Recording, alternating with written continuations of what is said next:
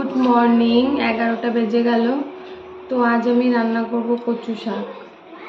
দেখতেই পাচ্ছ কচুগুলো হয়েছিল, বাড়িতেই হয়েছিল। তো আমি কালকে বিকেলে কেটে নিয়েছি।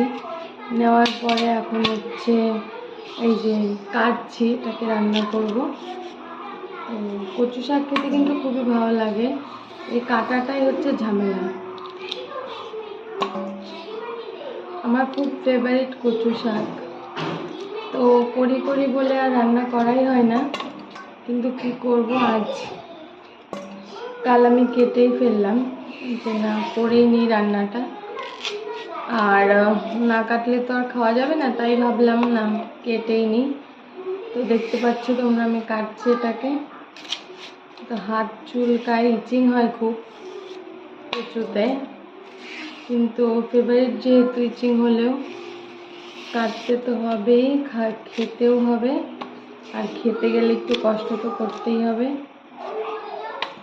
তো কে কে কচু শাক খেতে পছন্দ করো একটু কমেন্ট করে দিও। তো সবাই কেমন আছো? সবাইকে রান্না বান্না কমপ্লিট? 11টা বেজে গেল। আমার সকালের খাবার হয়েছে, আজকে রুটি সবজি করেছিলাম, তো খেলাম। এখন দুপুরের রান্না বান্না রেডি করছি।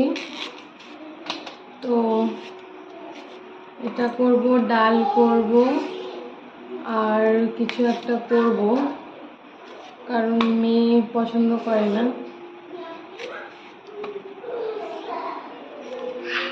আর ওর বাবাও খেতে, ওদের পাপাও খেতে কচু শাক পছন্দ করে।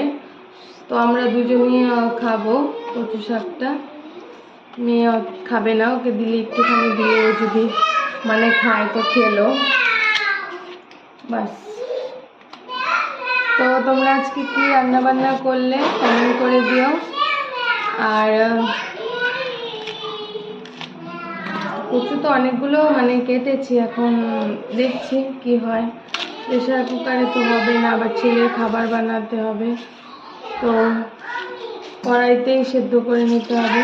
বয়েল করে নিয়ে জলটা ফেলে দিয়ে তারপর কচুটা করবো আর কি আমি। তো টাটা, সবাই ভালো থেকো, বাই।